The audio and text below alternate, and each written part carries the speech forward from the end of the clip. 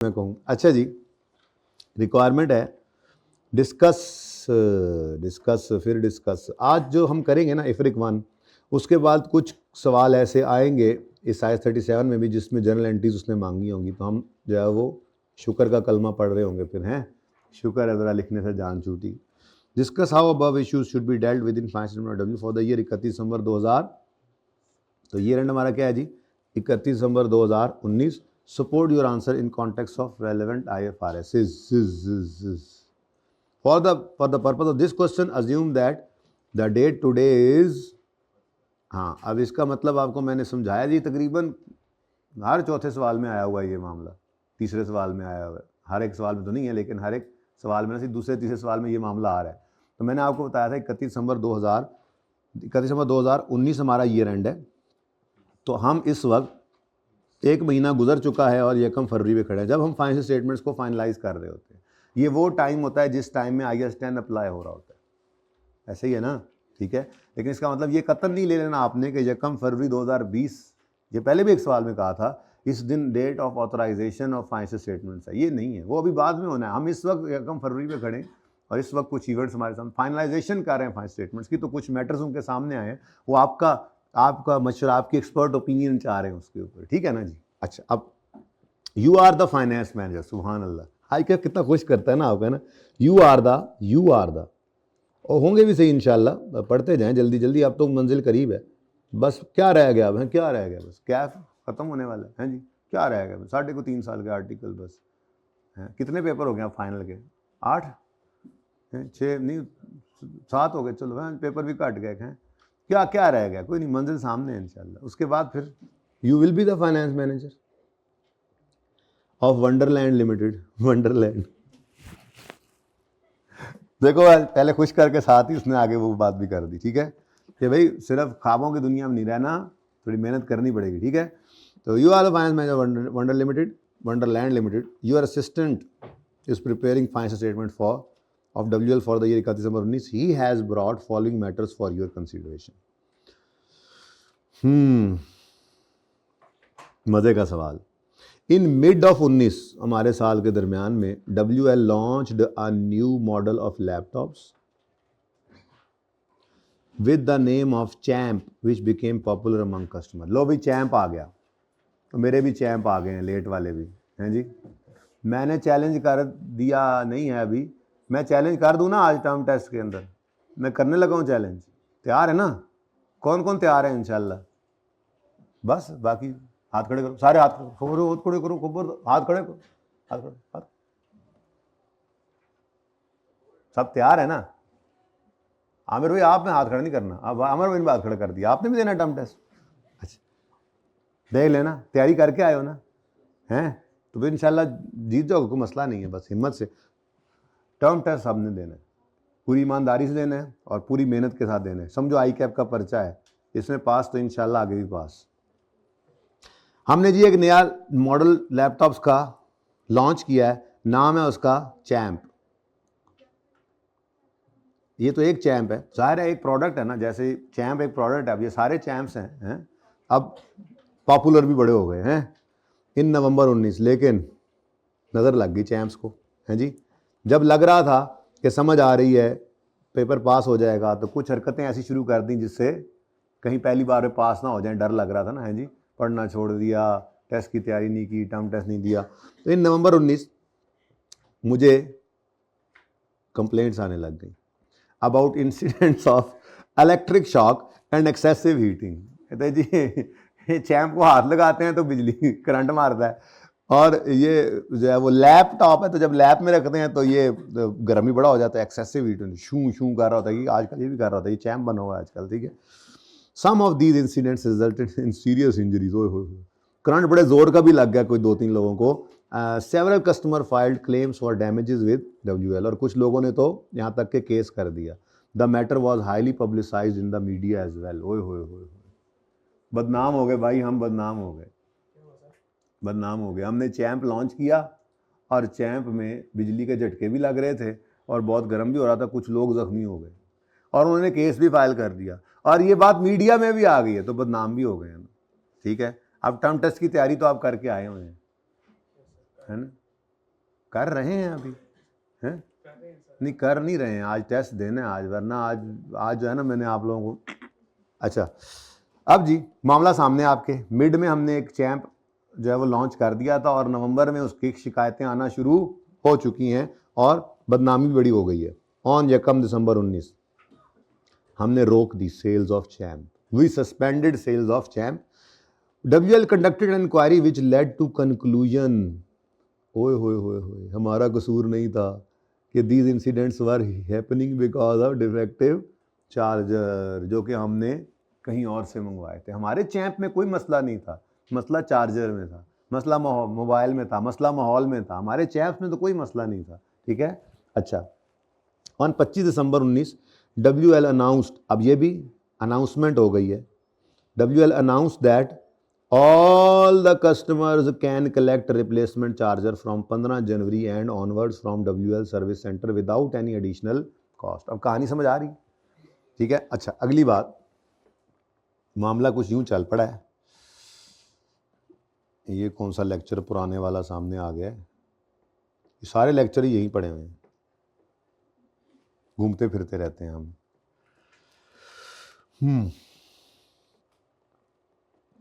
Year and है जनाब हमारा 31 दिसंबर। जी बेटा टेस्ट में क्या आना है बेटा, फाइनेंशियल रिपोर्टिंग, ये कॉर्पोरेट रिपोर्टिंग के सवाल। टेस्ट में IAS 37 का एक सवाल है, टेस्ट में एक IAS 12 का सवाल है, टेस्ट में एक IFRS 8 का सवाल है, टेस्ट में एक लीज का सवाल है, टेस्ट में एक IAS 21 का सवाल है, और टेस्ट में मुक्के नहीं गए, पूरे हो गए ना। हाँ वैसे वाकई है ऐसे ही है।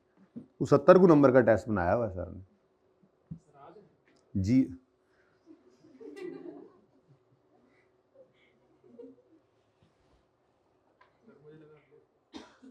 चुप ना हंजार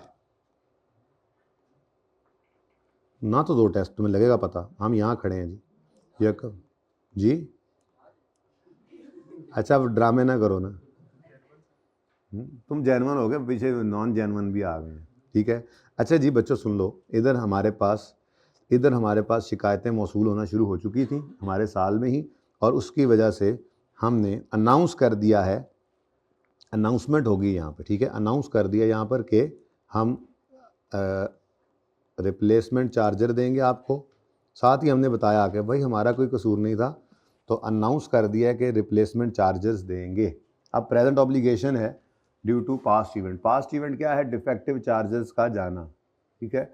और ऑब्लिगेशन जो है वो अभी लीगल तो नहीं बनी थी, कोई केस तो उन्होंने इसके लिए नहीं किया, हाँ डैमेज उन्होंने क्लेम की है, लेकिन ये चार्जर्स वाली तो कंस्ट्रक्टिव ऑब्लिगेशन बनेगी, क्योंकि हमने ऐलान कर दिया कि हम डिफेक्टिव चार्जर देंगे। हाँ ठीक है, वो आकर लेंगे लोग 15 जनवरी पर, लेकिन अनाउंसमेंट तो हमारे साल में होगी। Current obligation due to past event, outflow probable है, और रिलायबल एस्टिमेट भी हम निकाल लेंगे, अंदाज़ा लगा कितने बेचे थे, वो कोई ना कोई बात दी होगी आगे, ठीक है। अच्छा ये तो बात होगी ख़त्म। अब सेल्स जो हैं, sales of champ will also resume, हमने ना यहाँ पर सस्पेंड कर दी थी सेल्स 1 दिसंबर को, ठीक है, और हमने 25 दिसंबर पे अनाउंसमेंट कर दी है, और उसके बाद हमने कहा है सेल्स ऑफ चैंप भी हम रिज्यूम कर रहे हैं 25 दिसंबर से ही, लेकिन एक रिड्यूस्ड प्राइस पर। बड़ा यार हमें जो धचका लगा है वैसे ही है ना, मसला चार्जर में था और देखो कितना गड़बड़ हो गई। Further it has been internally decided that free USB shall be given to customers coming from collecting replacement charges as a, जो भी आएगा हम उसको एक फ्री USB देंगे। तो फ्री USB का भी आपको ऑब्लिगेशन, कंस्ट्रक्टिव ऑब्लिगेशन बन गई ना आपकी, क्यों? ओ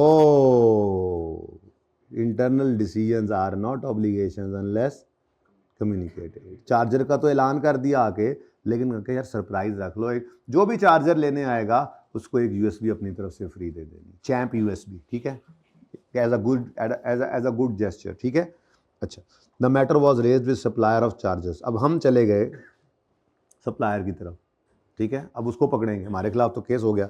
matter was raised with supplier of charger that is battery limited, अब बैटरी के पास चले गए, हमने उससे कहा और बैटरी तुम्हारे चार्जर से ही नहीं थे, उसने कहा 20 जनवरी पर कि मैं ये अपनी गलती मानता हूँ और agreed to only adjust the cost of defective chargers against the, तो उसने कहा है कि जी मैं चार्जर्स जो आपने रिप्लेसमेंट वाले देने हैं वो आपको रीइंबर्समेंट कर दूंगा, ठीक है। अब चार्जर्स की तो प्रोविजन भी हम बना रहे हैं, तो इसके अगेंस्ट अब रीइंबर्समेंट भी आप रिकॉर्ड कर सकते हैं, क्योंकि क्या हो गया जी, admitted the fault and agreed, तो वर्चुअली सर्टन हो गया, लेकिन किस हद तक, चार्जर्स की हद तक, ठीक है। अच्छा आगे कहता है, ये क्या इंपॉर्टेंट अनाउंसमेंट आई है, देखो जरा, पता नहीं याद दहानी करा रहे हैं, क्योंकि जोर मैं बहुत दे रहा हूँ इस बात के ऊपर कि कोई बच्चा ऐसा ना हो जो टेस्ट ना दे। अब कोई ऐसा ना हो जो टेस्ट ना दे, कोई भी ऐसा ना हो। अच्छा जी, in respect of this matter, इस मैटर के अदब में प्लीज़ अब सबका ध्यान इधर हो, ठीक है। यूर बड़ा अच्छा सवाल है, इसलिए शुरू कर बैठा हूँ, पूरा कर लें, उसके बाद फिर इफ्रिक 1 पे जाते हैं, फिर 26-25 जो भी हैं वो फिर बाद में आते हैं, और कुछ और भी एडिशनल काम जो, क्योंकि अब IAS 37 और 10 हमने पूरा कर लिया है उसके, लेकिन उसके पास पेपर्स की प्रैक्टिस तो करनी है। इफ्रिक 1 हमने आज शुरू करना है, ठीक है ना। तो आप लोग थे नहीं, इसलिए मैंने ये शुरू कर दिया। In respect of this matter, इस मैटर के अदब में your assistant has proposed a provision of 105.3 million. उसने कहा जी 105.3 मिलियन की प्रोविजन बना लें 5 स्टेटमेंट्स में for the year 31 December having the following breakup, यानी ये उसने अपनी तरफ से एक प्रोविजन, जूनियर ने ना, जूनियर ने कहा है जी ये प्रोविजन बना लेते हैं, ये मामले सारे को सामने रखते हुए, ठीक है। अब हम पढ़ लेते हैं इसको, क्या कहता है जी, cost of replacement charges to be acquired for customers, whole sellers and retailers, closing stock of Champ with WL। अब देखो ज़रा, जो तो आपने बेच दिए और वो कस्टमर्स के पास पड़े, वो भी आपको रिप्लेस करने पड़ेंगे, ठीक है। ये जितने बेचे थे उन सब की प्रोविजन उसने बनाकर दे दिया, आपने नहीं देनी है, ठीक है। रिलायबल एस्टीमेट आपके सामने। प्रेजेंट ऑब्लिगेशन क्या है, पास्ट इवेंट क्या है, ऑब्लिगेशन तो कंस्ट्रक्टिव होगी, आपने ऐलान कर दी चार्जर हम देंगे, अभी उनकी डैमेजेस की तो बात ही नहीं आई, वो तो देखते हैं बाद में जो उन्होंने क्या क्लेम किया हुआ। फिलहाल तो आपने जो अनाउंसमेंट की उस वजह से कंस्ट्रक्टिव ऑब्लिगेशन है। पास्ट इवेंट इसमें क्या था, डिफेक्टिव चार्जेस का हमारे साल में जो है वो डिलीवर हो जाना, और साल के एंड होने से पहले ही आपने आकर ऐलान कर दिया चार्जेस रिप्लेस करके देंगे, और रिलायबल एस्टीमेट मौजूद है 6.8 और 2.3। क्यों ये दोनों हैं, क्यों ये प्रोविजन का हिस्सा बनने हैं, क्योंकि कस्टमर्स के पास जो चले गए वो भी रिप्लेस होने हैं, जो होल सेलर्स और रिटेलर्स के पास चले गए वो भी होने हैं, लेकिन जो क्लोजिंग स्टॉक में हमारे पास पड़े हैं ये तो अभी हमने रिप्लेस नहीं ना करने, हाँ करने हैं, लेकिन ये हमारे स्टॉक के अंदर मसला है, तो वो आप देखेंगे उसको कॉस्ट और NRV के हिसाब से। फिलहाल तो ये 6.8 और ये 2.3 जो है ये आपका एक्सपेंस डेबिट, प्रोविजन क्रेडिट। कोई पेबल भी कर दे तो खैर कोई नहीं, वैसे प्रोविजन भी हो सकती है, हो सकता है किसी का चार्जर ख़राब ना भी निकला, हो सकता है कोई ना भी आए, हो सकता है कोई दूर दराज इलाके में चला गया, उसने कहा ठीक है मैं यहीं से चार्जर ले लेता हूँ, एक बात कर रहा हूँ, कोई नहीं आया तो नहीं आया। तो एक्सपेंस डेबिट, प्रोविजन क्रेडिट आपने कर ली। अब ये सारा ना डिस्कस करना है, लेकिन मैं तो ऐसे ही डिस्कस करूँगा, आपको मैंने बताया हुआ है, पता लग गया ना, प्रोविजन के बारे में लिखना है, वो लिखना आपको आता है। तो एक्सपेंस डेबिट, प्रोविजन क्रेडिट 9.1 और 9.1, ठीक है जी। उसके बाद इस 4.9 की बात करते हैं। ये जो 4.9 है इसकी कॉस्ट कितनी है मुझे नहीं पता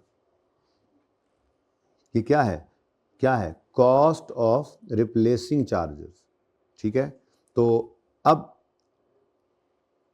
एस्टिमेटेड मेरे पास स्टॉक पड़ा हुआ है, ठीक है, उस स्टॉक के अंदर लैपटॉप्स पड़े हैं, अब लैपटॉप्स के डब्बे के अंदर ही चार्जर भी मौजूद होता है ना जी, ठीक है। तो लैपटॉप की कॉस्ट कितनी थी मुझे नहीं पता, ठीक है।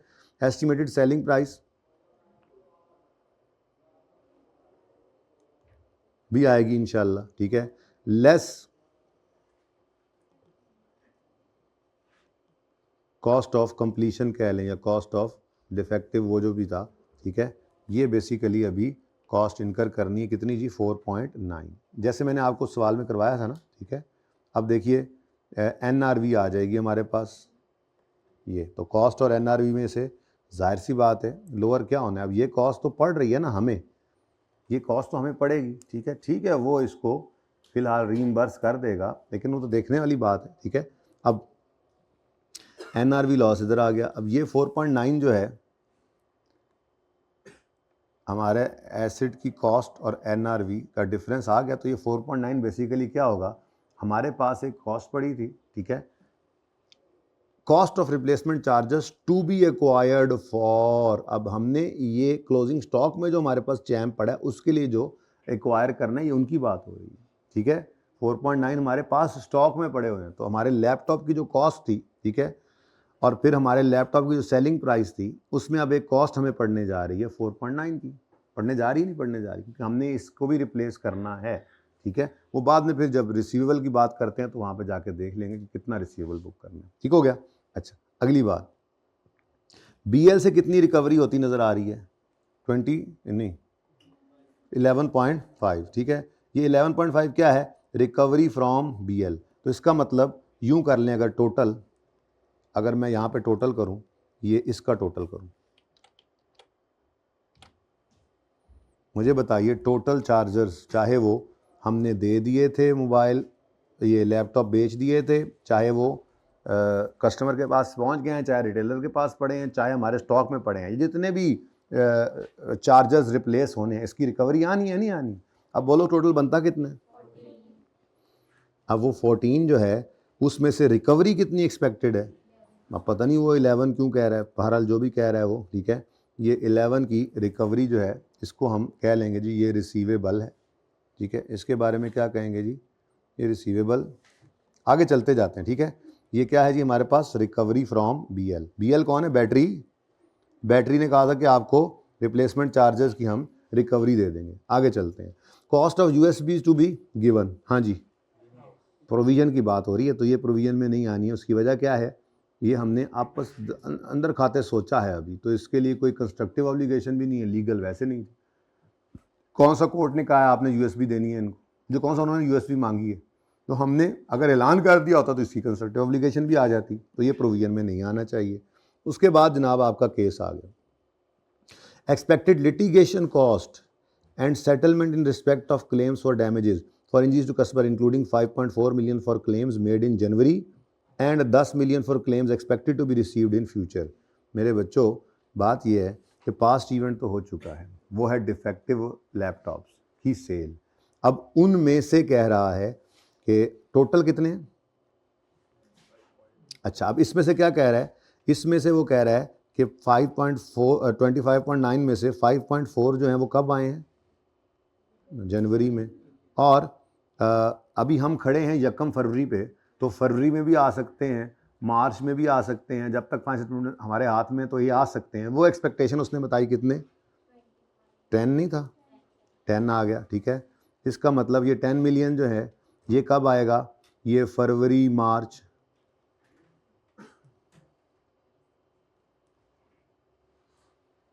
फरवरी मार्च, ठीक है। तो इसका मतलब फिर क्या हुआ? बाकी 25.9 में से कितना आ चुका? बोलो 10.5, ठीक है जी, ये आ चुका होगा बिफोर 31 दिसंबर, ठीक है जी। अब ये सारे का सारा ही, ये सिर्फ धोखा था, ये सारे का सारा ही क्या है? प्रोविजन, ठीक है। इस सारे के सारे की इकट्ठी एंट्री क्या करनी है? Expense debit provision credit 25.9।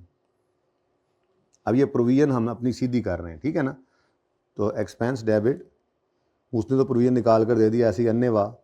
देखा, ठहरो यार, हम खुद निकाल लेते हैं प्रोविजन, पढ़े लिखे आदमी हैं हम लोग। एक्सपेंस डेबिट प्रोविजन क्रेडिट, ये 25 रुपये तो आगे प्रोविजन। अब जब ये प्रोविजन, ये तो केस वाली प्रोविजन है, सॉरी, ठीक है। ये प्रोविजन हमने क्रिएट की थी 14 की। ये किस लिए थी प्रोविजन? ये प्रोविजन किस लिए थी जी? एक्सपेंस डेबिट प्रोविजन क्रेडिट 9.1 की किया आपने, मुझे पता है। बाकी आपने एनआरवी लॉस की बुकिंग करनी है, लेकिन इस 9.1 में से फिर आपने इस रिकवरी की भी बात करनी थी। ये कैसे करूं और कहाँ करूं? यहीं पे कर लेते हैं, इसको यूं करते हैं ना थोड़ा सा। अच्छा, इधर देखिएगा जी, इस 11.5 के बारे में एक मसला आ रहा है। वो मसला क्या है? प्रोविजन तो हमने सिर्फ बुक की है कितनी? 9.1। नहीं समझ आ रही तुम्हें? आ रही? सवाल किया था ट्राई, ठीक है। प्रोविजन हमने कितनी बुक किया है जी? 9.1। प्रोविजन इसकी बुक हो नहीं सकती, ठीक है। ये 4.9 तो हमारा एनआरवी लॉस हो रहा है, ये खर्चा तो हमें एनआरवी लॉस हमें आ रहा है ना, ठीक है। अब हम क्या करेंगे? हम फिलहाल तो इस 11.5 के दो हिस्से कर लेंगे। एक हिस्सा वो जिसके अगेंस्ट प्रोविजन क्रिएट की है वो कितना है 9.1, और एक हिस्सा वो जो टोटल के लिए ये रिकवरी के लिए दे रहा है वो कितना है टोटल 14, ऐसा ही है ना। तो 14 की रिकवरी, 14 की प्रोविजन टोटल बनती है जिसके अगेंस्ट उसने हमें 11.5 दिया है। तो 14 में से हमने प्रोविजन सिर्फ 9.1 की क्रिएट किया ना, तो उसके अगेंस्ट हम क्या बुक कर लेंगे रिसीवेबल, कितना बनता है 7.5 कर लूँ ज़रा। 7.5 क्या है जी रिसीवेबल डेबिट और एक्सपेंस क्रेडिट कर लें, चलें रिलेटेड एक्सपेंस भी क्रेडिट करते होते हैं ना, ठीक है जी। तो ये कितना आ गया जी 7.5। ये ज़रा डिस्कशन करते हैं ना, वहाँ से जाकर देखें प्रोविजन थी उसके अगेंस्ट रिसीवेबल कितना बुक किया आपने 7.5। क्यों टोटल 14 की रिकवरी होनी है जिसमें से 11.5 की रिकवरी हुई है। अब हमने इसमें से प्रोविजन 14 में से कितने क्रिएट की है 9.1 की, तो इसमें प्रोपोर्शनेटली फिर आपने रिसीवेबल उसी हिसाब से बुक कर लिया और अल्हम्दुलिल्लाह रीइंबर्समेंट जो है वो प्रोविजन से नीचे नीचे ही है, कोई मसला नहीं आया हमें। चलें अभी डिस्कशन में जाकर देखते हैं, सारी बातें वन बाय वन देखते हैं। ज़रा गंद ज़रूर पै गया है, लेकिन एक प्रोविजन क्रिएट हुई है, एक ये प्रोविजन क्रिएट हुई है, जिस चीज़ को छोड़ना है उसके बारे में भी लिखना है, और तीसरा ये जनाब हमारा रिसीवेबल बुक हुआ पड़ा है, ठीक है सही है। रिसीवेबल को ग्रीन कर देते हैं, और जो चीज़ हमने इग्नोर की अभी तक वो 4.9 है, उस 4.9 की डिस्कशन जो है वो हमने ये करनी है, ठीक है। अभी इसको भी कर लेते हैं, आगे बढ़ते हैं जी। अच्छा उसके बाद अब ये इसके बारे में तो आपने सिंपल वो लिखना है कि ये present obligation due to past event है, रिलायबल एस्टीमेट उन्होंने बता तो दिया ही है, ठीक है। अब देखो 5.4 और ये 10 मिलियन जो है ये फ्यूचर में expected to be received in future, ये क्लेम अभी आ सकते हैं, ठीक है, ये क्लेम अभी आ सकते हैं। ये 10.5 बिफोर 31 दिसंबर आ चुके हैं, ये 5.4 भी जनवरी में आ चुके हैं, लेकिन 10 का आने का चांस तो है ना, तो इसको कंटिजेंट लायबिलिटी के तौर पर डिस्क्लोज कर रहे होंगे। जिनके सवाल में बेताशा चीज़ें थी। Decrease in WL share price in December, अब शेयर्स की प्राइस दिसंबर में गिर गई। भाई शेयर की प्राइस कब गिरी है जी दिसंबर में, क्या इसकी कोई प्रोविजन बनाते हैं? हमारे अपने शेयर की प्राइस का गिरना हमारे ऊपर क्या असर डालेगा? मतलब हमारे अपने शेयर की प्राइस मार्केट में गिर जाए तो प्रोविजन क्रिएट करेंगे, कभी सुना हो आपने? हमने किसी के शेयर्स खरीद रखे होते, उसकी प्राइस गिरती तो फिर सोचने वाली बात थी कि इसका क्या करना है, क्या ख्याल है। हमारे शेयर्स तो वैसे ही किस पे पड़े होते हैं, फेस वैल्यू पे, जो इशू किया होता है प्रीमियम पे तो प्रीमियम अलग पड़ा होता है, मार्केट में वो जितने के मर्जी ट्रेड होते रहे, हमारी कंपनी को उससे कोई लेना देना नहीं होता। बात समझ आ रही है? नो डाउट कि कंपनी की स्ट्रेंथ होती है, उसकी मार्केट में उसका शेयर ज़्यादा महंगा ट्रेड हो रहा हो तो उसके शेयर की डिमांड है, लेकिन कंपनी के ऊपर उसका क्या असर। तो इसको आपने क्या करना था, इग्नोर, इसको भी इग्नोर कर दिया आपने। उसके बाद और किसको इग्नोर किया था? और तो अभी तक कुछ नहीं इग्नोर किया। फिर ये marketing cost to be incurred in 20 to counter the 20 में करेंगे, पहली बात, ठीक है। 20 में अगर बिजनेस बंद कर दें तो नहीं करिएगा। वो कह रहे हैं जी हम सोच रहे हैं कि हम नेगेटिव पब्लिसिटी को ख़त्म करने के लिए मार्केटिंग कॉस्ट इनकर करेंगे 15.5 मिलियन की, कहीं पैसे ही, बस इसकी कोई प्रोविजन नहीं बनाएंगे। Decrease in gross profit due to reduction in, अब ग्रॉस प्रॉफिट 20 का, हम 19 में खड़े हैं, ये due to reduction selling price कम हो रहा है, तो भाई ना करते 20 में ऑपरेट, ना करें, अवॉइडेबल फ्यूचर ऑपरेटिंग लॉस, ठीक है। अब ये सारी बातें इधर सामने रख ली हमने। दूसरा ना वो अलग है, दूसरा कोई प्रमोशन स्कीम है वो अलग चीज़ है, ठीक है ना। तो पॉइंट 1 की बात ये आपके सामने आ गई, कुछ चीज़ें ले ली हमने, कुछ इग्नोर कर ली।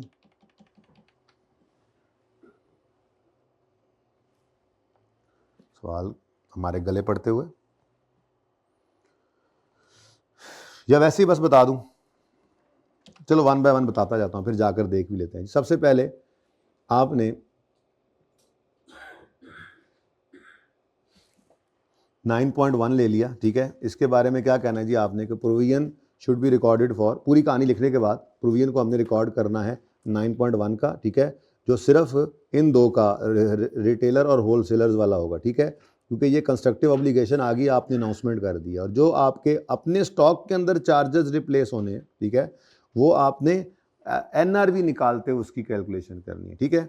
आपने कॉस्ट आपके पास पड़ी हुई है मौजूद, ये कॉस्ट होगी जितने का आपको चैम्प पहले पड़ा था, ठीक है। उसके बाद असल में ना ये बीच में मिक्स हो रहा है, ज़रा थोड़ा सा दूर करता हूँ मैं इसको। ये कॉस्ट आपके पास जो चैम्प पड़ा हुआ है स्टॉक में, उसकी कोई ना कोई कॉस्ट होगी ना, जब आपने बनाया था, ख़रीदा तो नहीं है ना, बनाया है ना खुद, ठीक है, तो उसकी कोई ना कोई कॉस्ट होगी। अब दो चीज़ें आ रही हैं इसके बारे में, एक ये कि आपने उसकी सेलिंग प्राइस को कम किया है, ये लिखा हुआ था कि आपने रिड्यूस्ड प्राइस के ऊपर 25 sale of champ will also resume on the same date at reduce price. अब ये हमने कब फैसला किया? 25 दिसंबर को, जब 25 दिसंबर को हमने अपना ऐलान किया आके कि हम आपको एक रिप्लेसमेंट चार्जर देंगे, और साथ ही उन्होंने कहा और हम अपनी सेल्स प्राइस को भी कम कर रहे हैं, कर दिया हमने, ठीक है, और हमने 25 दिसंबर से इसको रिज्यूम कर लिया। अब जो लैपटॉप हमारे स्टॉक में पड़ा है वो फ्यूचर में जनवरी में, फरवरी में बिकेगा नहीं बिकेगा? अब बोलो, अगर बिकेगा तो वो नॉर्मल प्राइस से बिकेगा या रिड्यूस्ड प्राइस से बिकेगा? तो ये उसकी बात हो रही थी। ज़रा मैं क्लोज लिख गया था तो मैं यूँ लिख रहा हूँ, ठीक है, कि आपने एनआरवी की कैलकुलेशन करनी है, फिर एक वर्किंग, ठीक है। अब वर्किंग में एनआरवी कैसे निकलेगी? आपकी estimate selling price of champ है, चैम्प, ये चैम्प की सेलिंग प्राइस है। एस्टिमेट सेलिंग प्राइस किसकी है जी? चैम्प की। अब चैम्प तो पूरा ठीक है, लेकिन अब इस चैम्प के पास जो साथ जो चार्जर डब्बे में पड़ा हुआ है, वो चार्जर क्या होना है? रिप्लेस है कि नहीं? ठीक है, तो वो क्या बन गया? यूँ समझ लें कॉस्ट ऑफ कंप्लीशन हो गई ना, कि हमारी प्रोडक्ट अभी कंप्लीट नहीं है। तो एस्टिमेट सेलिंग प्राइस में से आपने 4.9 की सेलिंग कॉस्ट को माइनस कर लिया, और कुछ सेलिंग कॉस्ट वगैरह तो ये कंप्लीशन कॉस्ट को माइनस कर लिया, कॉस्ट ऑफ कंप्लीशन। तो अब मिसाल के तौर पे, अब पता नहीं है, ठीक है, मैं मिसाल ले रहा हूँ, ठीक है, हमारा एक चैम्प 100 रुपये का था, ठीक है, हमने कहा जी ये 90 का बिकेगा, ठीक है, ज़रा ज़्यादा नहीं हो गया? चलो खैर, 90 का बिकेगा। अब क्या बच गई? एनआरवी। अब आपका 100 से उठकर चैम्प किस पर आ जाएगा? इसमें दो फैक्टर्स पड़ रहे होंगे, एक फैक्टर सेलिंग प्राइस का डिक्रीज है, दूसरा ये चार्जर की भी कॉस्ट है जो अब आपको पड़नी है, ठीक है। अब उसने क्या कहा था, इधर देखो, कहता है, कितने गया, BL admitted the fault and agreed only adjust cost of debt against the future purchases। वो कह रहा है कि जी आपको हम एडजस्ट तो कर देंगे उस कॉस्ट को, डिफेक्टिव चार्जर्स की कॉस्ट को एडजस्ट तो कर देंगे, लेकिन वो आप मजीद चार्जर्स खरीदेंगे तो बस इसको भी रिकवरी ही कहते हैं। आपने उसने आपको पैसे वापस नहीं किए, उसने कहा फ्यूचर में परचेज करेंगे आप चार्जर्स तो हम आपको एडजस्टमेंट दे देंगे, सस्ता दे देंगे, उसकी प्राइस एडजस्टमेंट मिल जाती है, बात वही होती है, ठीक है ना। तो फिर ये 100 से 85 पर लाना जो है, ये एनआरवी लॉस, ये मैंने मिसाल लिया, अज्यूम किया था, मुझे नहीं पता था कि कॉस्ट कितनी है। बहरहाल मुझे तो सारी डिस्कशन करनी भी नहीं है, मुझे तो बात ही सिर्फ यही करनी है कि ये 4.9 जब पढ़ना है तो उस 4.9 की पढ़ने से कमी होनी है, ये एनआरवी लॉस की कैलकुलेशन में कंसिडर करना है हमने। तो पहला पॉइंट जो है, इसमें 3 चीज़ें थी। तो 6.8 और 2.3 के बारे में हमने क्या कहा जी, इसकी प्रोविजन क्रिएट कर लें, और 4.9 के बारे में क्या कहा, इसको एनआरवी की कैलकुलेशन में कंसिडर कर लें, number 1। Number 2, recovery from BL. अब रीइंबर्समेंट जो है ये 2019 में रिकॉर्ड तो करनी है, लेकिन कितनी करनी है भाई? जितनी प्रोविजन क्रिएट किया उतनी करनी है ना, बाकी तो फिर जब आएगा तो देखेंगे। अभी तो वो स्टॉक में पड़े हुए हैं, वो लैपटॉप जो स्टॉक में पड़े हैं उनकी रिकवरी कैसे हम रिकॉर्ड कर सकते हैं? बात समझ आ रही है? स्टॉक में पड़ने का मतलब क्या, ये बिके नहीं है, ठीक है। तो प्रोविजन क्रिएट की है हमने सिर्फ जो बिक गए थे या जो होलसेलर्स के पास पड़े हैं। तो रीइंबर्समेंट को भी फिर मैंने उसी हिसाब से कर लिया कि टोटल उसने रीइंबर्समेंट जो की है वो 14 मिलियन के चार्जर्स के अगेंस्ट किया 11.5। 14 मिलियन में से हमने भी 9.1 मिलियन की सिर्फ प्रोविजन बनाई है, तो फिर इस 11.5 में से भी उतना ही प्रोपोर्शनेट हिस्सा हमने रिसीवेबल के तौर पे बुक कर लेना इस ईयर एंड में, ठीक है। तो इसके बारे में हम फिर थोड़ी सी बात लिख देंगे, ठीक है, कि reimbursement would be recorded in PNL of 2000 in financial statements of 2019, ठीक है। लेकिन उसके बारे में बात यह कि सिर्फ उतनी अमाउंट ही आप करेंगे जितनी आपने प्रोविजन क्रिएट की, यही बात है, ठीक है। उसके बाद USB के बारे में क्या लिखेंगे कि कोई लीगल भी नहीं, कोई कंस्ट्रक्टिव ऑब्लिगेशन भी नहीं है। वही वाली लाइन अपनी निकाल कर देख लेना, नंबर इसके 10 हैं, कोई नहीं, इतना टाइम है, 18 मिनट लिखना है आपने, ठीक है। तो आपका नो लीगल कंस्ट्रक्टिव ऑब्लिगेशन, कोई ना लीगल ना कंस्ट्रक्टिव ऑब्लिगेशन, इसलिए कोई प्रोविजन इसकी क्रिएट करने की ज़रूरत नहीं है USB की। जब देने की बारी आएगी तब देख लेंगे, ठीक है। नेक्स्ट 1 बाय 1 चलते जा रहे हैं। अब एक्सपेक्टेड कॉस्ट ऑफ लिटिगेशन के बारे में क्या कह रहा है जी, 25.9 के बारे में भाई हम कह रहे हैं कि उसने खुद ही बता दिया है, उसने ये नहीं कहा कि पता नहीं कितने पैसे, जब खुद ही बता दिया है मेरे ख्याल में तो सारे के खिलाफ ही प्रोविजन क्रिएट कर लेनी चाहिए, सारी ही प्रोविजन बनती है। क्योंकि अगर ये होता ना इस तरह से 5.4 मिलियन क्लेम जनवरी में आ गए एंड एक्सपेक्टेड है and expected to be received in future, some claims लिखा होता, some claims are expected to be received in future, तो फिर क्या करते, फिर वो यूं लिखता ना कि एक्सपेक्टेड लिटिगेशन कॉस्ट 25.9 मिलियन है, ठीक है, जिसमें से 5.4 इधर आ गई है और अभी कुछ का पता नहीं है, तो इसका मतलब वो कहते हैं 5.4 इधर आ गई, बकाया सारी दिसंबर से पहले आ गई होगी और फ्यूचर में कितनी आनी है ये पता नहीं है, तो फिर उसके लिए हम क्या करते, एक कंटिंजेंट लायबिलिटी डिस्क्लोज करते कि जी हमने बेचे हुए हैं मोबाइल, ये लैपटॉप खराब वाले, अभी कुछ क्लेम आए नहीं है, आने हैं, अंदाजा नहीं है कितने आएंगे, पता नहीं कितने आ सकते हैं, इसलिए क्या हो जाता है ये एक कंटिंजेंट लायबिलिटी। लेकिन चूंकि वो कह रहा है एक्सपेक्टेड लिटिगेशन कॉस्ट जो है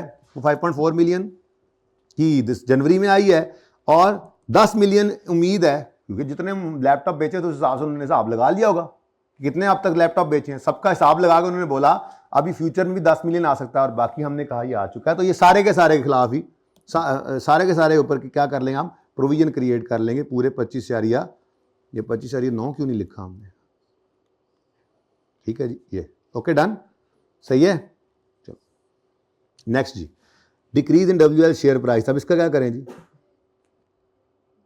बेटा हमारे शेयर की प्राइस का गिरना हमारे फाइनेंशियल स्टेटमेंट में रिकॉर्ड नहीं होता, ये लॉस, ये जिसने खरीदे होंगे हमारे शेयर उसका लॉस है, ठीक है, इसको भी इग्नोर कर दिया। मार्केटिंग कॉस्ट भी कभी भी आपने मार्केटिंग कॉस्ट 20 वाली को 19 में नहीं लेना, जब होगी तो तब वो एक्सपेंस बन जाएगी ना, ठीक है, तो 20 में मार्केटिंग कॉस्ट इनकर करनी है, 19 में इसको रिकॉर्ड करने की जरूरत। और डिक्रीज इन, ये भी क्या है, ये फ्यूचर का ऑपरेटिंग लॉस है, decrease in gross profit due to reduction selling price, 2020 का प्रॉफिट कम हो रहा है तो होता रहे भाई, ना करो ऑपरेट मसला आ रहा है, फ्यूचर ऑपरेटिंग लॉस को आपने रिकॉर्ड नहीं करना होता, ठीक है।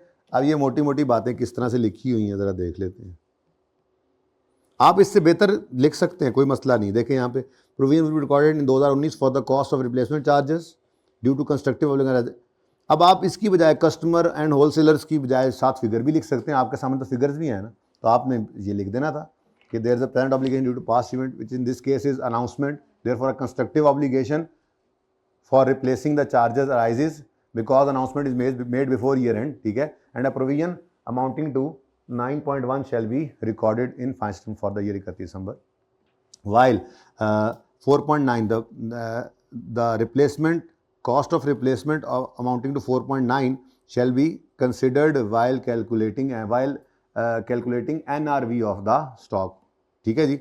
उसके बाद रिकवरी फ्रॉम BL के बारे में वो कैसे लिखता है, reimbursement would be recorded 19 because it virtually certain bye adjusting cost of defective charge against the future purchase, हमने तो इसके अंदर वो प्रोपोर्शनेट बेस भी लिख ली, तो हम यूँ लिख देंगे कि reimbursement shall be recorded because it is virtually certain to be received as the supplier has agreed, therefore are receivable, bracket में ये वर्किंग कर देंगे, therefore are receivable shall be recorded amounting to 7.5, receivable shall be presented separately in balance sheet वाले it may be presented net of related expense in PNL, अपनी बातें पूरी लिखो, increase वाली बात करने की जरूरत नहीं क्योंकि वो उससे नीचे ही, ठीक हो गया। 5.8 के बारे में वही, no legal constructive obligation because no announcement was made in this regard, एक एक लाइन लिखते जा रहे हैं। लिटिगेशन कॉस्ट के बारे में क्या कह रहा है, प्रोविजन इतने शुड बी मेड, आप पूरी बात लिखेंगे as at 31 December 2019 there is a present obligation due to past which in this case is defective laptops या चार्जेस जो भी लिखना है, ठीक है, and reliable estimate in this case is given in question and the provision of 25.9 million would be recorded in 2019 financial statements, ठीक है जी। आगे कहता है ऑल क्लेम्स के बारे में, बिकॉज रिपोर्टिंग डेट पे प्रेजेंट ऑब्लिगेशन है, पास इवेंट हो चुका है, filing of claims would be considered as adjusting event in 19, जितने आ जाएंगे वो भाई एडजस्टिंग इवेंट ही है, उसने बता तो दिया रिलायबल एस्टीमेट भी, ठीक है। Loss would not be recorded WS, ठीक है जी। Marketing cost would not be recorded in 19, no entry needs to be made for decrease in due to reduction in selling, however effect of decrease in selling would be considered, हाँ NRV की बात वहाँ पे हमने दोनों के अंदर ही कर ली थी, मैंने वहाँ पे बताया था ना आपको, NRV कैलकुलेशन के अंदर सेलिंग प्राइस का असर भी है और वो replacement charges cost of completion में भी आ जाएंगे। अब ये 10 नंबर है तो इसमें मेरे ख्याल में 7-8 नंबर तो खामखा आपने ले ही लेने थे, ठीक है। जल्दी से अगला पार्ट कर लें, अगर इसमें कोई मसला है तो मुझसे पूछ लें।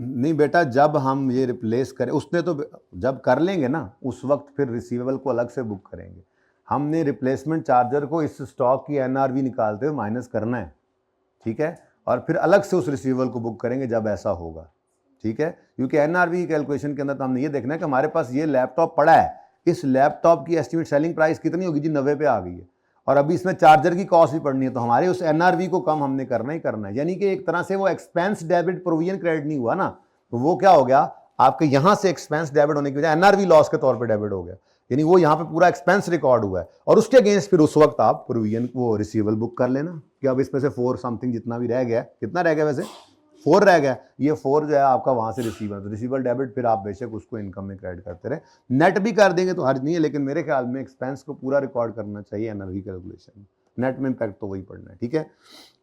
पर क्योंकि 19 की फाइनेंस स्टेटमेंट में ये होना था, इसलिए मैंने 20 की डिस्कशन इस तरह से की नहीं, क्योंकि 20 की डिस्कशन तो रिक्वायर्ड नहीं है, 19 में यही करना है, ठीक है, ओके। अच्छा जी, नवंबर 19 में इन्होंने को और चंद चाड़ता है, नवंबर 19 में WL introduced a promotion scheme, दिन मेरे ख्याल में पैड़े ही चल रहे हैं, नवंबर में इन्होंने प्रमोशन स्कीम इंट्रोड्यूस की है, in which a scratch card was included in each pack of one of his product, किसी और प्रोडक्ट के अंदर इन्होंने एक स्क्रैच कार्ड डाला, ठीक है, स्क्रैच करें उसमें से जीते इनाम, ठीक है। These cards carry cash prizes ranging from 100 to ₹50,000 and are valid for claims till 29 February. अभी हम खड़े हैं 1 फरवरी पे, नवंबर में इन्होंने डाल के प्रोडक्ट के अंदर, डब्बों के अंदर वो स्क्रैच कार्ड भेजे हुए हैं कि स्क्रैच करो और जीतो, तो टोकन नहीं, 500 रुपये, 100 रुपये से लेके 50,000 रुपये तक उस पर आपको कैश प्राइज मिलना है। All scratch cards were printed by system and packed directly into product without any human interaction। भाई कंप्यूटर के जरिए उन्होंने किया जी सारा काम, ठीक है। As per scheme, WL has decided to include total prices of, और जितने उन्होंने कार्ड डाले थे, जाहिर सी बात है उन्होंने कार्ड डाले, कोई 100 वाला को, 200 वाला को, 500 वाला को, 1000 वाला को, 50,000 वाला, तो उन्होंने जितने ही प्रोडक्ट के अंदर वो कार्ड डाले थे, उनको तो पता है ना कितने कार्ड डाले थे, सिस्टम के हिसाब से उन्होंने जो है वो सिस्टम से करवाया, सिस्टम टोटल भी करके दिया, और उन्होंने कहा जी कि आप जो है ना वो 25 मिलियन का, 25 मिलियन, 2.5 करोड़ रुपए का आप जो है एस्टिमेट रखें टोटल प्राइजेस का, तो इन्होंने टोटल 2.5 करोड़ इन्होंने सोचा था, और 2.5 करोड़ के इन्होंने अपनी तरफ से टोकन बनाकर बीच में डाल दिए, ठीक है। लेकिन मेरे दोस्तों ईयर एंड पे पता है क्या पता लगा, ईयर एंड पे WL had already received claims for prices worth 25 million के उन्होंने टोकन डाले थे, 32 मिलियन का उनको क्लेम आ भी चुका है बिफोर ईयर एंड, यानी कि 31 दिसंबर पर उन्होंने टोटल कितने इनामी कूपन डाले थे, 25 मिलियन के, ईयर एंड पर उनको 30 मिलियन के आ भी चुके, 32 के, ठीक है। जितने भी इन्हें पंजी तो टुर गए, मैं तो उनकी परेशान हो गया, ये क्या हुआ, अब वो परेशान हुए, ऐसे करके उन्होंने भी सर खुजाया होगा, यार ये हुआ क्या है, ठीक है। फिर जब उन्होंने डिग डाउन किया तो पता लगा, इंक्वायरी जब हुई तो पता लगा, कंक्लूजन क्या निकला, सॉफ्टवेयर ने ही जो है वो ज्यादती कर दी। Software for printing scratch cards has certain programming errors which has led to printing of unknown amount of total price as computed to, ओ भाईजान उसमें कोई गड़बड़ हो गई है, और उसने सॉफ्टवेयर ने पता नहीं क्या क्या लिख कर भेज दिया है, किसी में 5,000 वाले को भी 50,000 लिख दिया, पता नहीं 500 वाले को भी 50,000 लिख दिया, पता नहीं क्या चक्कर किया उसने, अब हमें पता भी नहीं है, क्योंकि हमने, वो क्या कह रहा है, डायरेक्टली कंप्यूटर को हमने लगाया था, डायरेक्टली ना प्रिंट हुए, डायरेक्टली बगैर किसी ह्यूमन इंटरवेंशन के डायरेक्टली विच पैक किया, कल भी देता है। अब मसला 2 महीने बाद सामने आया, जब ईयर एंड हुआ, 25 मिलियन के इनाम डाले थे, 32 मिलियन के इनाम निकल भी आए हैं, और अभी और भी आने, ठीक है। तो खैर further claims of 12 had been received till 31 January, जब हम खड़े हैं इस वक्त 32 मिलियन तो ऑलरेडी क्लेम आ चुके हैं ना, वो तो आपका एक्सपेंस डेबिट पेबल क्रेडिट हो गया होगा, या पे कर भी दिया होगा आपने, कैश क्रेडिट कर दिया होगा आप, ठीक है।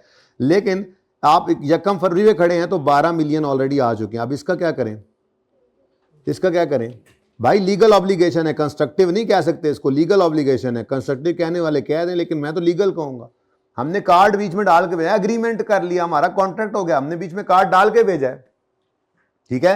और वैसे भी इन्होंने एक स्कीम पूरी लॉन्च की थी, पूरी जनाब उन्होंने कंपेन चलाई हुई थी, ठीक है। अब 12 मिलियन के बारे में क्या है जी आपका ख्याल, इसके लिए प्रोविजन बुक करनी चाहिए। अच्छा, अब वो अगली बात जो मैं पिछले सवाल में कर रहा था वो भी काम आ जाएगी, किधर गया मेरा साल, ये अब ये नवंबर में, बल्कि इसी के ऊपर ही रख लेते हैं, यहाँ कहीं नवंबर में उन्होंने अनाउंस किया था और नवंबर से लेकर 31 दिसंबर तक 32 मिलियन के क्लेम आ चुके। फिर उसके बाद यकम फरवरी पे खड़े हैं हम और 12 के और आ चुके। और उसके बाद एक्सपेक्टेड है, क्या एक्सपेक्टेड है, कंसिडरिंग द रेपुटेशन। अच्छा, मसला क्या है पता क्या है, मसला क्या, further claim 12 has been receive till January. और मसला ये है कि वो कह रहा है कि सॉफ्टवेयर की प्रिंटिंग के एरर की वजह से सर्टन, जिसकी वजह से अननोन अमाउंट चली गई है। अब बेटा जी आपने ये प्रोडक्ट बेची जो है, तो अगर कोई बाद में भी आ गया तो क्या कह रहे हो, रेपुटेशन ख़राब थोड़ी करेंगे। वो कहेंगे नहीं जी हमारे सॉफ्टवेयर मसला आ गया था, नहीं, वो ऑनर करेंगे सारे क्लेम्स को।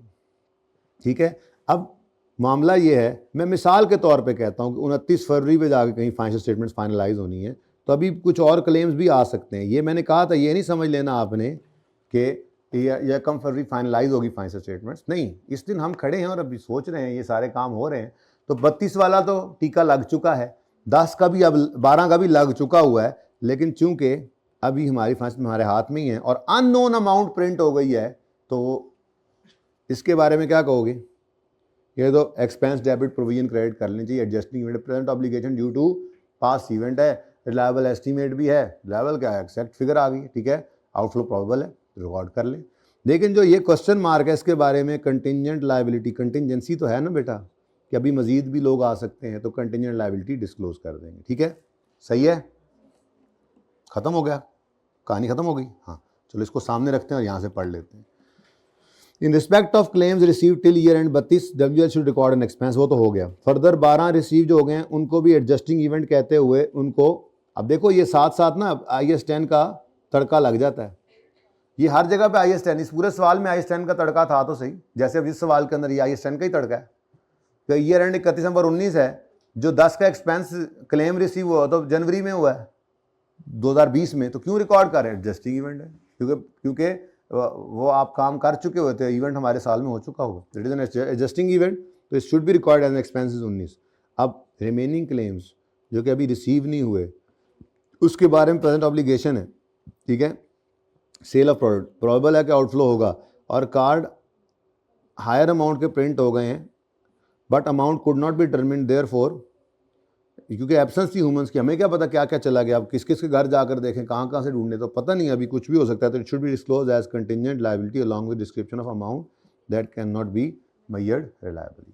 ठीक है, चलो जी, 1 में कोई मसला है तो पूछ सकते हैं, लेकिन अगेन समझा तो मैंने देना ही है, मसला तो यहाँ से नहीं आना, मसला तो आना है आपको लिखने में। ठीक है, अच्छा जी, 2 हमारा हो चुका है, 3 हो चुका है, 4 भी मैंने आपको होमवर्क में कल ही दिया था, परसों दिया है, 5 हो चुका है। चलो एक आधा और होमवर्क में दे दूं, उसके बाद इफ्रिक 1 शुरू करते हैं। ये इसमें भी आपको मुझे लगता है ये तो सवाल देखा देखा लग रहा है, नहीं ये नहीं देखा हुआ, ठीक है, इसको डिस्कस करता हूँ अब एंड पे। 5 हो चुका हुआ है, 6 में पॉइंट C हो चुका है, पॉइंट A और B अच्छे पॉइंट्स हैं। NL मुझे लगता है ये भी किया हुआ हमने, NL was sued by customer who claim damages 2000, ये तो वो है आई थिंक एग्जाम्पल 5 है। लीगल एडवाइजर इन मार्च में इंडिपेंडेंट टीम, नहीं ये डिफरेंट है। फिर and 2 year contract for Romy with effect from, very good, ठीक है जी, ये दोनों हो सकते हैं, अच्छे सवाल हैं। क्वेश्चन 6 ज़्यादा नहीं, एक सवाल, क्योंकि टर्म टेस्ट का वीक चल रहा है, एक सवाल इतना तो चलें, थोड़ा बहुत कर लेंगे, 15-20 मिनट इस पर लगा लीजिएगा, ठीक है, ज़्यादा नहीं, ओके। फिर इंशाल्लाह हम 7वां, ऐसे ही 8वां, ऐसे ही 9वां, 10वां, ये 1 बाय 1 हमने करते जाना है। 12वां हो चुका है, 13वां रहता है, 14वां रहता है, ये बीच में आ गए ना वो सवाल आने लग जाएंगे। ये देखें अब यहाँ पे क्या है,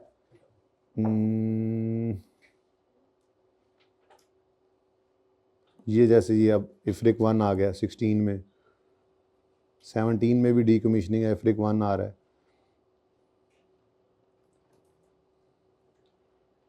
ठीक है, एक काफ़ी। अब क्या करें, सवाल ज़्यादा हैं तो क्या हुआ, टर्म टेस्ट तक एक ही चलाते रहते हैं। अब ये 2 सवाल मेरे डिस्कस होने से रहते हैं, लेकिन अब बस कर दें मेरे ख्याल से, इससे पहले कि फिर बहुत देर हो जाए। जी क्वेश्चन नंबर कौन सा होमवर्क में दिया है 6, ये लिख लें। बाकी 24-25 है या 25-26 है, ये 2 रहते हैं अभी, ये अभी डिस्कस कर लेते हैं, ठीक है। लेकिन तब करेंगे जब इफ्रिक 1 के 2 सवाल कर लें, क्योंकि ये एक ऐसा शैतानी काम है ना कसम से जिस सवाल को पकड़ते हैं 24 और 26 रहते हैं, ठीक है, डिस्कस करते हैं। जिस सवाल को पकड़ते हैं उसी में गपशप लगते लगते बंदा कहाँ चला जाता है। हमारा दोस्त भी नाराज़ हो रहा है कब से, इंटरेस्टिंग ना लग रहा है इसको असल में।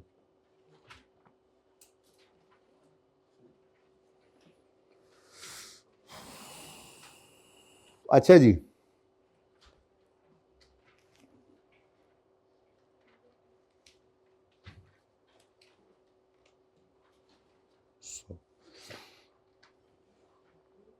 देखें जी,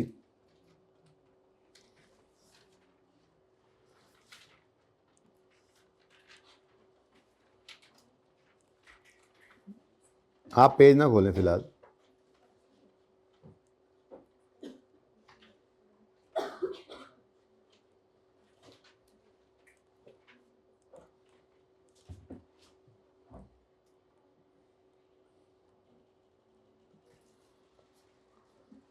वाह वाह, आप आ गए, बड़ी मेहरबानी। अच्छा जी, ये 12 साल हैं जनाब, जिनमें पहला साल है 2016 का, तो 16, 17, 18, 19, 20, 21, 22। अच्छा, अब ये 12 ही है ना, देख लें। चले हम, मुझे से क्या फ़िलहाल तो मैंने एक प्लांट ख़रीदा है जी 1 जनवरी 2016 पर। तो प्लांट ख़रीदने की एंट्री क्या होगी? अगर उसकी कॉस्ट है लेट्स से उसकी कॉस्ट है 300 रुपये। 1 जनवरी 16 पर आपने एंट्री पास की, plant debit cash credit, very good. अच्छा, उसके बाद ना जी 300 रुपये का ये प्लांट आपने ख़रीद लिया। देन भैया खामोश हो जाओ, इफ्रिक 1 स्टार्ट हो गया। इफ्रिक 1 क्या होता है? जब इफ्रिक 1 वाली थ्योरी पढ़ाने जाऊंगा तो उस वक्त सामने होगा, फिर देखेंगे, ठीक है ना। अच्छा, उसके बाद जी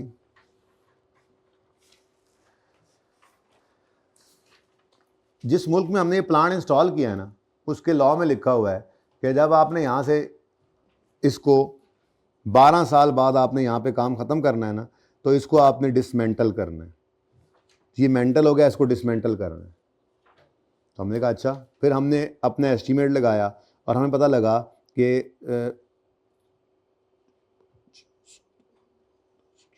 12वें साल के एंड पर हमारे पास जो प्लांट पड़ा है, खड़ा होगा प्लांट, उसको डिसमेंटल करने के लिए हमें टोटल 100 रुपया खर्चा आ जाएगा। अब कर लें रिक्वायरमेंट पढ़ते हैं जी, ये तरतीब से चलते आ रहे हैं ना। 1 हो गया, 2 हो गया, हमने 2 तरफ से पकड़ा हुआ है सवालों को, शुरू से भी कर रहे हैं, एंड से भी कर रहे हैं, ताकि यूं करके, और बीच वाले भी अब तो शुरू कर दिए हैं, तो कोई इधर से कोई उधर से जी। 3 हो गया था, 4 कर लेते हैं, 5 हो गया था, 6 आई थिंक रहता है, 6 7 में से यार। अब एक तो टर्म टेस्ट वाला वीक चल रहा है, आप लोग ना डेडली हुए हैं पढ़ाई के लिए। आप पढ़ाई पे गालिब आई हुई, टर्म टेस्ट वैसे उड़ा के दे रहे हैं आप सारे सब्जेक्ट के, जैसे FAR का आपने कॉर्पोरेट रिपोर्टिंग का उड़ा कर रख दिया है, बिल्कुल ऐसे ही। Discuss how each of above matters should be dealt with in financial statement for the year 31 December 17। 12 number का सवाल है, प्रॉबेबली 3 नंबर हर एडजस्टमेंट के। For the purpose of this question assume that the date today is. अब ये बड़ी पाबंदी से लिखने लग गया सवालों में, और आपको मैंने बताया ये ईयर एंड के बाद की डेट होती है, यानी IAS 10 लग रहा होता है इस पर। और ये कभी भी नहीं सोच लेना कि ये ऑथराइजेशन की डेट है, इसके बाद प्रॉबेबली ऑथराइजेशन डेट होती है। ये तो ड्राफ्ट फाइनेंशियल स्टेटमेंट्स होती हैं जिनमें हम एडजस्टमेंट्स का हमसे मशवरा मांग रहे हैं कि यार बताओ इसका क्या करें, कोई एडजस्टिंग है, कोई नॉन एडजस्टिंग है, किसी की प्रोविजन बनानी है, किसी को डिस्क्लोज करना है, बता के मशवरा देते हैं। वो फिर चीज़ों को फाइनेंशियल में डालकर फिर फाइनलाइज करेंगे ना, तो ये ध्यान में रखना है। हम आज 15 फरवरी पे खड़े, और सिर्फ मेलन, तरबूज नहीं है, ठीक है, वाटर वाला मेलन नहीं है। Without water melon limited is in process of finalising its financial statements for the year 31 December 17। अब in the process of finalising its financial statements हैं, तो वही वो चल रही है फाइनलाइजेशन, अभी ऑथराइज नहीं हुई है। लेकिन हम ईयर एंड के बाद खड़े हैं और ऑथराइजेशन से पहले खड़े हैं, वही IAS 10 वाला एरिया है, ठीक है। वो कहता है following matters are under consideration, consideration के नीचे ये मैटर्स पढ़ें। Number 1, ML undertook a sales campaign in December 17 whereby sale campaign उन्होंने की है whereby customer can avail 20% discount on the purchase of its new product by presenting a coupon which formed part of newspaper advertisement. The offer is valid from 1 January to 28 फरवरी, यानी अभी हमारे फरवरी 15 के बाद भी कुछ हो सकता है, पता लग जाए। So far 4.5 million have been availed, discounts of 4.5 million have been availed, यानी ये so far का मतलब यहाँ तक भी शायद आ गया हो, ठीक है। And management estimate that further discount of 3 million will be given before the end of scheme, अभी मजीद भी estimate है कि 3 मिलियन दे देंगे। अब 31 दिसंबर 17 आ गया,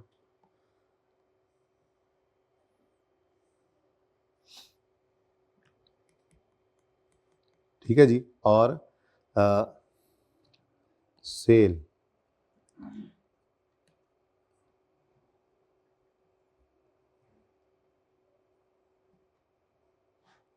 क्या कह रहा है जी, सो फार, ये तो इधर चला जाएगा। अच्छा समझिए आप। अब मुझे बताएं जी कि पहला केस तो सबसे आसान ही लग रहा है मेरे ख्याल से जी। क्या होगा जी पहले केस के अंदर कि उन्होंने जितना एक्सपेंस अभी तक जो आ चुका है वो तो हो गया ना एस्टिमेट, उसकी तो आपने 4.5 की प्रोविजन बनाएंगे, इसकी प्रोविजन तो नहीं बनाने की जरूरत मेरे ख्याल में। तो ये आपकी पेबल बन चुका है, ये तो पक्का हो गया, ठीक है। या हो सकता है हैव बीन अवेल्ड, एक मिनट, कब दिए थे इन्होंने, दिसंबर में ये किया था, और ठीक है कोई एंट्री तो हुई नहीं होगी, पिछले साल के एंड तक तो कोई नहीं आया था, तो अब आ चुके हैं, यानी 15 फरवरी तक आ चुके हैं और मजीद भी आ जाएंगे, ठीक है।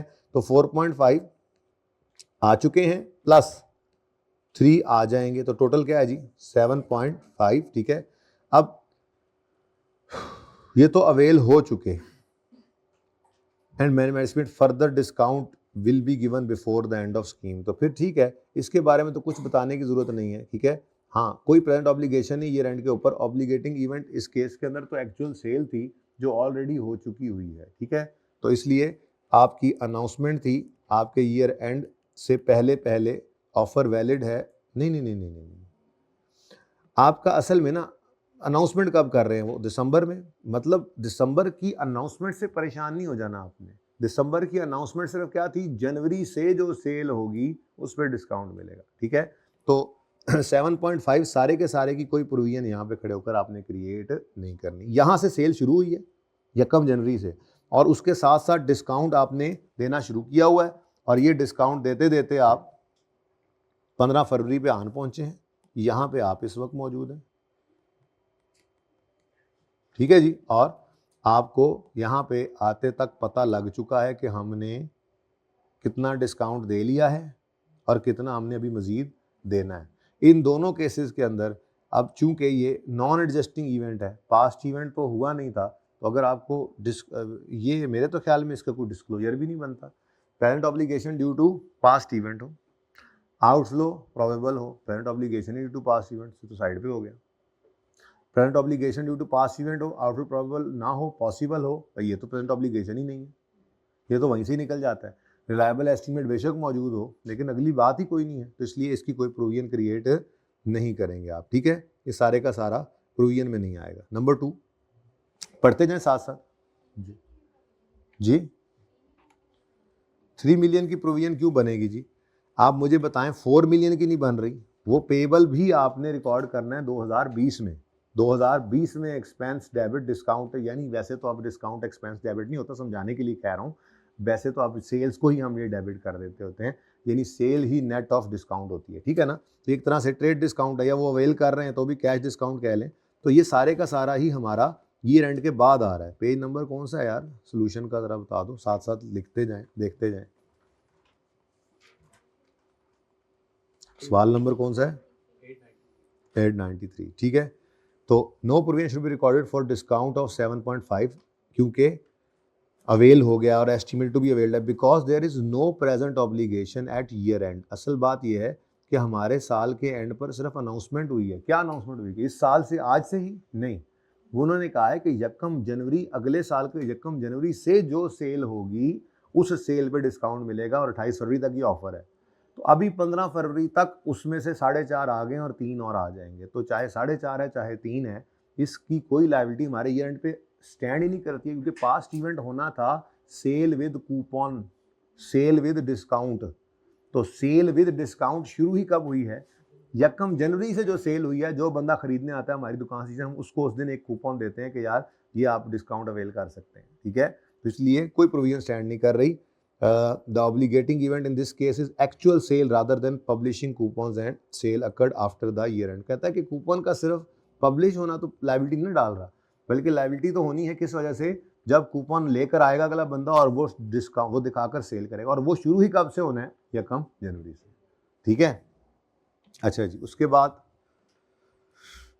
On 15 December 2017 machine was disposed of for 3.5 million.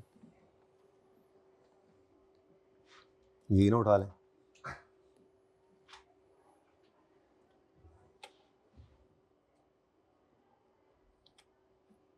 Ji second,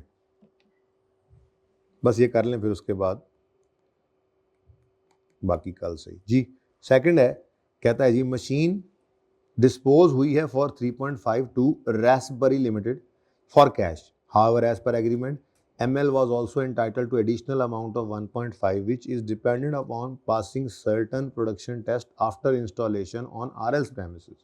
अब हम खड़े इस वक्त 15 फरवरी पे, ठीक है जी। तो 31 दिसंबर पे खड़े होकर हमने एक सेल, मैं 1 मिनट की बुक कर रहा हूँ, ठीक है, एक सेल हमने बुक कर ली 3.5 की, ऐसा ही है, 1 मिनट के लिए, अभी आगे नहीं पढ़ा, ठीक है।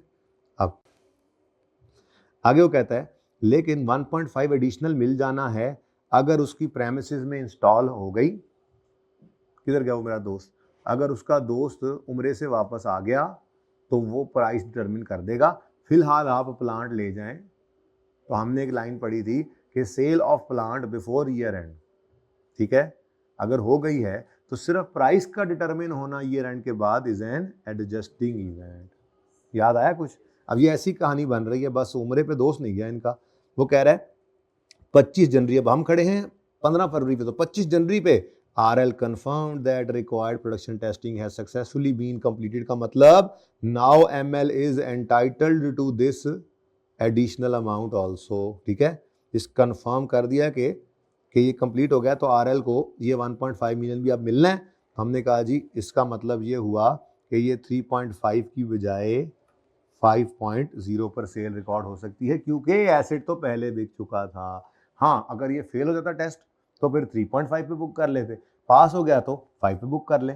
मतलब क्या हुआ है? सिर्फ प्राइस डिटरमिन हुई है ईयर एंड के बाद। हमारी मिसाल के अंदर भाई का कौन सा वो लड़का जो एसेट खरीदने गया था, उसका दोस्त आगे उम्रे पे गया हुआ था, दोनों ही मेरे ख्याल गए ने उम्रे से, ठीक है। तो ये जनाब 5.0 पे रिकॉर्ड कर लेना, ठीक है। तो यहाँ पे क्या कहता है, determining of sale price after reporting period where the sale had been done before year end is considered as an achievement. Consequently, ML will record receivable of 1.5 million at year end। अच्छा, वो इसलिए वो पूरी entry ये कह रहा है ना, इस ईयर के एंड पे खड़े होकर क्या करेंगे? एंट्री होगी, कैश तो आ गया था ना, कितना 3.5 तो कैश आ गया था ना, बाकी क्या कर ले? रिसीवेबल, और सेल किस पे रिकॉर्ड करे? ये एंट्री ऐसी हो सकती थी, 1.5 का तो रिसीवेबल ही बुक करना है ना, ठीक है। तो फर्दर गेन और loss on sale of machine for the year अगर को है तो वो रिसीवेबल को भी सामने रखते हुए करना है। अच्छा, ये नहीं इन्होंने ये मशीन बेची है, अपने यूज़ वाली मशीन बेची है, तो इसका मतलब फिर ये सेल क्रेडिट नहीं हुई है। अगर सेल क्रेडिट हुई है आपने, वो क्या कह रहे हैं, अ मशीन वॉज डिस्पोज। अब क्लियर नहीं है, अगर तो ये इन्वेंट्री आपने बेची, आप मशीनें ही बेचते हैं, ऊपर कोई लिखा हो वैसे आपस की बात है कि क्या काम करते हैं, बोलो। अगर तो आपने इसको एज एन इन्वेंट्री बेचा है तो दूसरी एंट्री करोगे cost of sale debit inventory credit, तो वहाँ से P&L के अंदर गेन लॉस चला जाएगा, ठीक है। और अगर आपने ये नॉन करंट एसेट बेचा है तो आपका क्रेडिट जो होगा वो फिक्स एसेट में हो जाएगा, बुक वैल्यू से क्रेडिट कर दें, और गेन लॉस जो है वो P&L के अंदर डिस्पोजल वाला चला जाएगा, तो उसकी तो बात है नहीं, ठीक है। लड़ाई तो असल में इसी की हो रही थी कि सेल रिकॉर्ड किस पे हो, ये सेल एसेट की ये इनकम ये P&L के अंदर रिकॉर्ड होनी है 5 मिलियन की, और उसके अगेंस्ट फिर कॉस्ट ऑफ सेल रिकॉर्ड कर लेना, और अगर डिस्पोजल हो तो फिर उस डिस्पोजल वाली एंट्री कर लेना। मकसद उसके अंदर फिर क्या है कि आपकी सेल प्रोसीड्स फिर 5 लिखी जाएंगी। सेल प्रोसीड्स तो 3.5 है, लेकिन आप रिसीवेबल भी 7 लिखोगे, यानी कि आप डिस्पोजल की एंट्री करते हो तो क्या होगा जी, आप कैश डेबिट करोगे, रिसीवेबल डेबिट करोगे, और एसिड किताबों से निकालोगे बुक वैल्यू पे, और फिर उससे पहले आपने एक्यूमुलेशन को भी डेबिट करना होगा, ठीक है, तो वो एक्यूमुलेशन भी निकल जाएगी, या एसिड की बुक वैल्यू निकाल दो तो ये निकल जाएगा। अब यहाँ से गेन लॉस जो है वो निकल आएगा, वो P&L में है। तो यहाँ पर कॉस्ट ऑफ सेल वाला, सेल और कॉस्ट ऑफ सेल से गेन लॉस निकल सकता है, और यहाँ से ये दूसरा। असल लड़ाई तो ये थी नहीं, असल लड़ाई तो ये थी कि 5 मिलियन पर सेल बुक करनी है या आपने 3.5 पे करनी है, तो वो एडजस्टिंग इवेंट हमने पढ़ा हुआ था, ठीक नहीं है। Point 3, on 10 December 17 a worker filed a claim of 2.5 and alleged violation of safety measures on part of ML। हुआ क्या था, अच्छा ये अलग ही है। अब वो कह रहा है 10 दिसंबर को एक हमारे साल में ही ये क्लेम हो गया फाइल, और वो कह रहे हैं कि वायलेशन ऑफ सेफ्टी मेजर्स की है। As of 31 December 17 legal adviser advise कर रहा है कि there was only a remote possibility that court would award any compensation to worker, यानी 31 दिसंबर 17 पर रिमोट चांस था, मतलब डू नथिंग, ठीक है। However case still pending, however ML legal adviser now believes, now का मतलब क्या है कि 15 फरवरी को अब वो ये कह रहा है कि there is a 40% chance that court would award compensation of 2 million to the worker. अब ये वो हमने IAS 10 में पढ़ा था, अपडेटिंग डिस्क्लोजर। पहले क्या था, रिमोट, तो हमने कुछ भी नहीं किया हुआ था। अब प्रेजेंट ऑब्लिगेशन तो है due to past event, violation of safety measures तो हमारे साल में हो चुका है, ठीक है। Present obligation due to past event भी है, आउटफ्लो प्रोबेबल नहीं है अभी, पॉसिबल है, लो चांस है, ठीक है। रिलायबल एस्टीमेट उसने दे दिया 2 मिलियन हर वर्कर के लिए। तो अब हम क्या कर लें, हम डिस्क्लोज कर दें कंटिंजेंट लायबिलिटी। तो भाई ये is a present obligation due to past event, which in this case is violation of safety measures. However, the outflow is only possible. So a contingent liability giving brief description of nature and estimate of financial effect, which in this case is 2 million, shall be disclosed in notes to the financial statements for the year 31 दिसंबर 2000 जो भी है। सही है, ऐसे ही लिखते हैं ना, क्या अब लिखना छोड़ दिया? किस किस ने लिखना छोड़ दिया? सही से बताना है ईमानदारी से, बस ज़बानी अब पढ़ लेते हैं, अब हमें आता है। कौन कौन अभी भी लिखता है जो सवाल देता हूँ मैं, और जिन बच्चों ने दोनों दफ़ा हाथ खड़ा नहीं किया वो कौन है? चलें 3 में कोई मसला, 4 के 4 को पढ़ते हैं, आप पढ़ते हैं, मैं पानी पी लेता हूँ तब तक। और ये तो रिस्ट्रक्चरिंग आपका फेवरेट।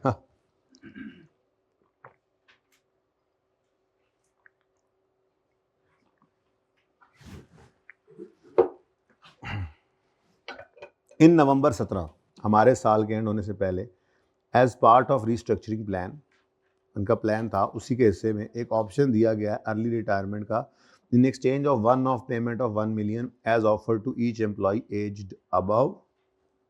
रिस्ट्रक्चरिंग प्लान हमारा चल रहा है, उसी प्लान के तहत ही हमने एक ऑप्शन दिया है, गोल्डन हैंडशेक टाइप चीज़, कि हर बंदा जो 50 साल से ऊपर उम्र वाला है वो 1 मिलियन ले और चला जाए। According to restructuring plan, management expects that 25 employee would accept the offer। अब चूंकि नवंबर 17 में अनाउंसमेंट हुई है, ठीक है, तो कंस्ट्रक्टिव ऑब्लिगेशन है, ठीक है, कि उनकी एक्सपेक्टेशन क्या है, 25 एम्प्लॉयज़ आएंगे और ये कैन बी एक्सरसाइज टिल 31 मार्च का मतलब क्या है, अभी 15 फरवरी पे खड़े हैं हम, और अभी भी 1.5 महीना मजीद है जिसमें लोगों ने आना है, ठीक है। अच्छा, 10 एम्प्लॉयज़ ऑलरेडी आ चुके हैं 31 दिसंबर तक, फर्दर 6 एम्प्लॉयज़ जो हैं वो आफ्टर ईयर एंड भी आ चुके हैं। अब 10 और 6 कितने बनते हैं?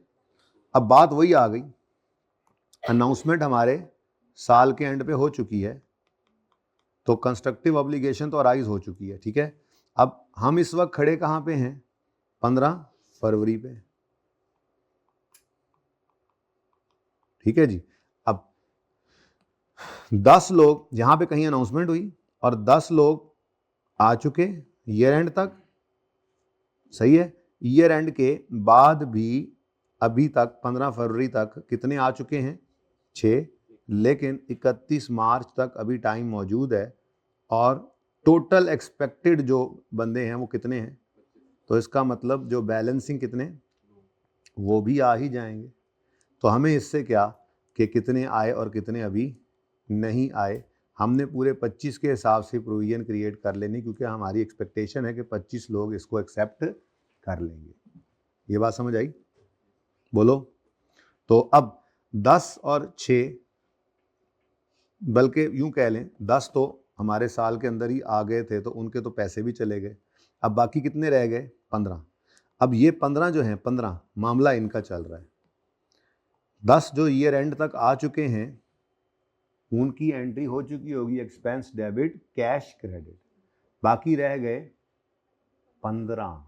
बाकी 6 नहीं रह गए जो 15 फरवरी तक आए हैं, बल्कि उनको लगता था 25 आएंगे, 10 उसमें से आ चुके, बाकी 15 रहते हैं, जिनमें से 6 आ चुके हैं 15 फरवरी तक आज तक, और 31 मार्च तक एक्सपेक्टेड है कि मजीद 9 भी आ जाएंगे, टोटल 15। तो टोटल 15 की ही आपने, ये एडजस्टिंग इवेंट है, इन 15 के 15 की आपने जो है वो प्रोविजन क्रिएट करनी है। क्या ख्याल है? ऐसा ही है। 1 मिलियन पे आउट है, तो आप कहेंगे there is a present obligation, constructive obligation है ड्यू टू पास्ट इवेंट, जो क्या है? अनाउंसमेंट, ठीक है। और आउटफ्लो, ये एक एडजस्टिंग इवेंट है, क्योंकि पास्ट इवेंट हो चुका है और रिलायबल एस्टीमेट 1 मिलियन और 15 बंदों का एस्टीमेट भी मौजूद है, तो फिर एक प्रोविजन क्रिएट कर लेंगे, ठीक है। 15 इंटू, बल्कि पूरे 25 की प्रोविजन बनती है। बस बात ये है कि अगर ज़रा देख लेते हैं ध्यान से कि वो कह रहा है the option can be exercised. 10 employees have already opted for the scheme till 31 December, opt कर चुके हैं, और cost related to restructuring except one of payment to have already provide, अच्छा, cost related to restructuring except one of payments to employees have already been provide by ML in its. Restructuring की बाकी cost उन्होंने already provide कर दी हुई हैं, लेकिन ये अभी तक नहीं की। तो अब इस वजह से, मतलब ये शायद उन्होंने ऑप्ट किया, अभी इन्होंने पेमेंट नहीं की है। अगर वो कह देता कि पेमेंट हो गई है, या खामोश, तो हम अज्यूम कर सकते थे, हम कह सकते थे कि 10 को पेमेंट हो गई है, बाकी 15 की क्या कर लें? प्रोविजन। लेकिन वो क्या कह रहा है? वो कह रहा है कि कॉस्ट रिलेटेड टू रिस्ट्रक्चरिंग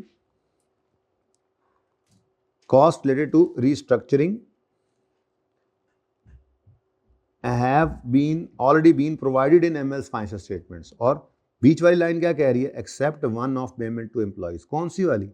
वही जो आ चुके ऑलरेडी, जिन्होंने ऑप्ट कर लिया है। कितने गया?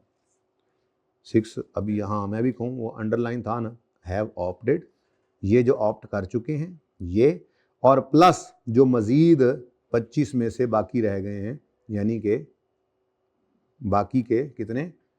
10 नहीं, further 6 have been opted, 10 already opted for scheme, 6 भी आ चुके हैं, और टोटल 25 ने आना है, तो टोटल 25 ही हो गए ना। अब वो कह रहा है कि ये हमने वन ऑफ पेमेंट जो है ये अभी तक फाइनेंशियल स्टेटमेंट में रिकॉर्ड नहीं की। तो जो 10 आ चुके थे ईयर एंड से पहले, जो 6 आ चुके हैं 15 फरवरी तक, और जो मजीद 9 आएंगे 31 मार्च तक, उन सब के 25 के 25 एम्प्लॉयज़ को इंटू 1 मिलियन करके 25 मिलियन की प्रोविजन बुक कर लें, क्योंकि अभी तक फाइनेंशियल स्टेटमेंट्स में ये एंट्री नहीं हुई। अब आपको नहीं सर प्रोविजन नहीं है तो कोई बात ना हुई, हम 10 के बारे में तो लायबिलिटी बुक करेंगे, तो कोई बात नहीं, प्रोविजन भी तो एक तरह की लायबिलिटी होती है, ठीक है। आप वर्चुअली सर्टन कह के उसको लायबिलिटी कह दें, एंट्री तो उसकी भी यही होनी है, एक्सपेंस डेबिट पूरे 25 इंटू 1 से होना है। अब आप इस पर बहस कर सकते हैं कि जी जो 10 है ना, 10 वो पेएबल में रखें, ठीक है जी, और नहीं जी बल्कि 10 नहीं, आप ये भी कह सकते हैं जी 16 को पेएबल में रखें, मतलब 16 को पेएबल में रख लें, और बाकी क्या कर दें, तो ये अलग से बहस करनी है तब भी कर लें। कितना बचता है? 9। ये भी ठीक है, आप सारे को प्रोविजन कह दें तब भी ठीक है, कोई आपको कुछ कहेगा नहीं इस बात पे, ठीक है जी। मकसद सिर्फ ये है कि कितने एक्सपेंस को बुक करना है, तो 25 मिलियन का एक्सपेंस हमारी फाइनेंशियल स्टेटमेंट में इस साल में बुक हो जाना चाहिए, ठीक है। तो हम यूँ लिख देंगे जी कि अनाउंसमेंट हो गई है चूँकि, तो नवंबर, announcement in November has created a constructive obligation, ठीक है, because it has created a valid expectation, वही आप जुमला वहाँ से देख कर लिखेंगे, ठीक है। Therefore a provision shall be recorded for one of payment of 25 employees, bracket में लिख सकते हैं, including those who have not opted but expected to opt this, ठीक है, इसके समय थी। Therefore a provision shall be recorded for an amount of 25 million in financial statements for the year. अब वो प्रोविजन लिख देने वाले को भी नंबर मिल जाएंगे, और कोई इस तरह से अलग कर दे कि जी जो आगे हैं वो तो वर्चुअली सर्टन हो गया, उनको पेबल कर लें, बाकी प्रोविजन तब भी ठीक है, कोई मसला नहीं, ठीक है। सोल्यूशन देख लीजिए जल्दी से।